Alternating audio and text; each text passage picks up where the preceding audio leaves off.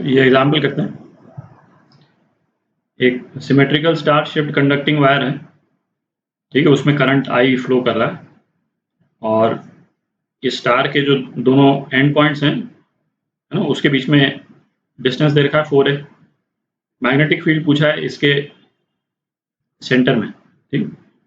तो ये symmetrical star का मतलब हो गया कि ये जो ट्रायंगल्स हैं ये दोनों इक्विलेटरल ट्रायंगल्स हैं, ठीक है, इक्विलेटरल ट्रायंगल्स हैं और अपोजिट डायरेक्शन में ओरिएंट करके इनको कंबाइन कर रखा है। तो अब ऐसा करते हैं, स्टार का जो ओरिएंटेशन है ना, इसको थोड़ा रोटेट कर देते हैं, है ना। रोटेट करने के बाद में देन अपन डिस्कस करेंगे कि क्यों इसको रोटेट किया। इसको रोटेट करने का पर्पस क्या था कि ये वाली जो लाइन है ना स्टार के साइड की, ये वर्टिकल हो जाए। हमको मैग्नेटिक फील्ड यहाँ निकालनी, ठीक है। अच्छा, जो फाइनाइट कंडक्टिंग वायर का जो अपन ने एग्जांपल लिया था, तो फाइनाइट कंडक्टिंग वायर में अपन ने फाइनाइट वायर इस टाइप से लिया था, है ना, वर्टिकल डायरेक्शन में, और उसके बाद में, है ना, पॉइंट यहाँ पे हो या यहाँ पे हो या यहाँ पे हो, हमने मैग्नेटिक फील्ड निकाली थी, ठीक है। तो ये ओरिएंटेशन चेंज करने से क्या होता है, जो चीज़ अपन पहले कर चुके हैं, है ना, सेम ओरिएंटेशन में आ जाए तो उस सेम डायग्राम को हम ज़्यादा क्लैरिटी से देख सकते हैं, इसलिए ये ओरिएंटेशन अपन ने चेंज कर दिया। अच्छा, अब ये स्टार की जितनी साइड्स हैं, सबसे पहले तो ये देखें कि इनसे जो मैग्नेटिक फील्ड सेंटर पे बन रही है वो सेम डायरेक्शन में बन रही है, अलग डायरेक्शन में बन रही है। करंट किसी भी एक डायरेक्शन में लेते हैं, सपोज इस डायरेक्शन में लेते हैं करंट, है ना, ये छोटा आई ले रहे हैं, यहाँ पे बड़ा आई दे रखा है, उससे कोई फर्क नहीं पड़ता। तो हम जैसे ये वाली साइड लेते हैं, ठीक है, इस वाली साइड के कारण मैग्नेटिक फील्ड का डायरेक्शन क्या होगा, सेंटर पे राइट हैंड थंब रूल लगाएं, इनटू द पेपर, है ना। ये वाली साइड ले लें, इसमें भी क्या होगा, डायरेक्शन क्या होगा, अगेन इनटू द पेपर, है ना, सेम डायरेक्शन। आप ये वाली साइड ले लें, फिर राइट हैंड थंब रूल लगाएं, इनटू द पेपर।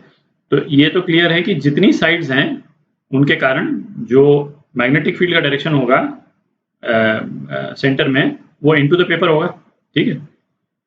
तो अब किसी भी एक साइड की मैग्नेटिक फील्ड अपन निकाल करके और नंबर ऑफ साइड जितनी है उससे मल्टीप्लाई कर देंगे तो अपना आंसर आ जाएगा, ठीक है।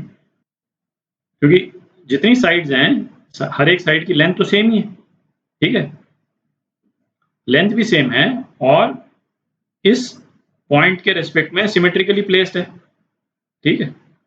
तो किसी एक साइड की हम निकाल लें और उसको फिर नंबर ऑफ साइड से हम मल्टीप्लाई कर लें, ठीक है। तो करते हैं उसको।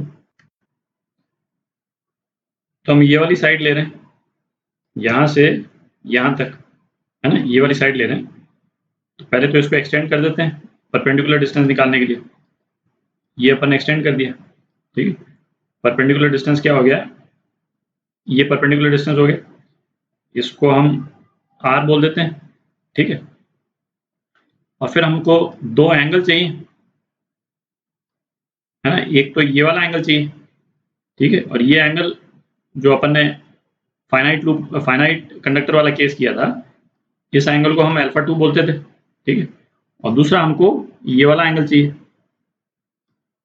कौन सा, ये वाला, ये बड़ा वाला एंगल, ठीक है, इसको अपन α1 बोल देते। तो इस कंडक्टर के लिए अपन जो रिलेशन लगाएंगे वो कौन सा रिलेशन लगाएंगे, B is equal to μ0I upon 4πr sin α1 plus sin α2, ठीक है। इसके कई एग्जांपल्स अपन पहले कर चुके हैं।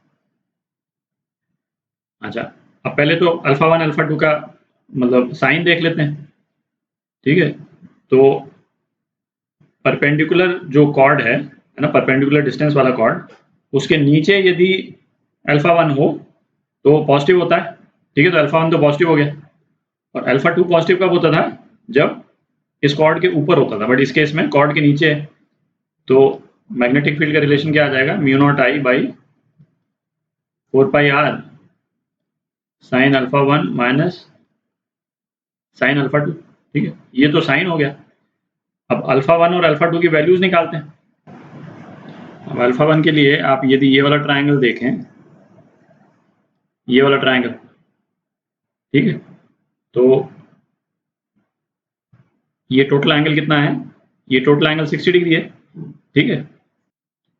क्योंकि ये वाले ट्राइंगल जो हैं इक्विलेटरल ट्राइंगल्स हैं जिनको कंबाइन हमने कर रखा है, तो ये 60 डिग्री है, तो बाय सिमेट्री जो है ये एंगल क्या हो जाएगा, ये 30 डिग्री हो जाएगा, ठीक है। और ये जो है परपेंडिकुलर बाइसेक्टर है, ठीक है, तो ये एंगल कितना हो गया 60 डिग्री। तो अल्फा 1 कितना हो गया, अल्फा 1 यही वाला एंगल है 60, तो अल्फा 1 जो है वो 60 डिग्री हो गया, ठीक है।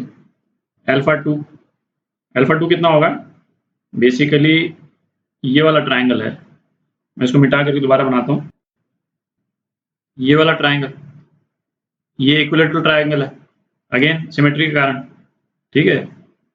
ये एंगल जो है ये अल्फा 2 एंगल है, अल्फा 2, तो ये साइड्स बराबर है, तो ये एंगल 60 डिग्री हो गया, तो अल्फा 2 कितना हो गया 30 डिग्री,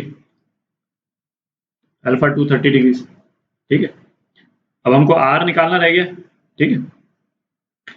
अब ए बी और सी ये साइड देखें, ए बी साइड कितनी है, ए बी साइड जो है वो 2a के बराबर है, क्योंकि ये टोटल डिस्टेंस जो था ये कितना था 4a, दोनों एंड पॉइंट्स के बीच में, ठीक है। तो आर कितना हो जाएगा, आर हो जाएगा A B sine 30,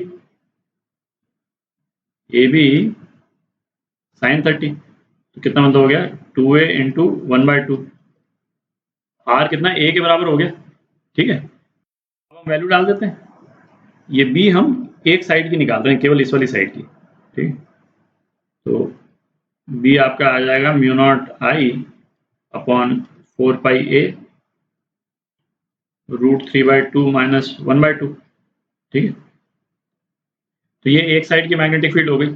total sides कितनी है, ऐसी 12 साइड्स हैं, है ना, 6 पॉइंट्स हैं स्टार के और हर एक पॉइंट पे 2 साइड्स हैं, तो 12, तो इसको 12 से मल्टीप्लाई कर दें, b is equal to mu naught I into 12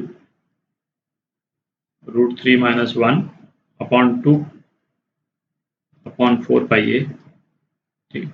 basically ये आपका आंसर, इसको आप चाहें तो ऐसे लिख लें, mu naught I by 4πa 6 into √3 minus 1, ठीक है। तो ये आपका आंसर।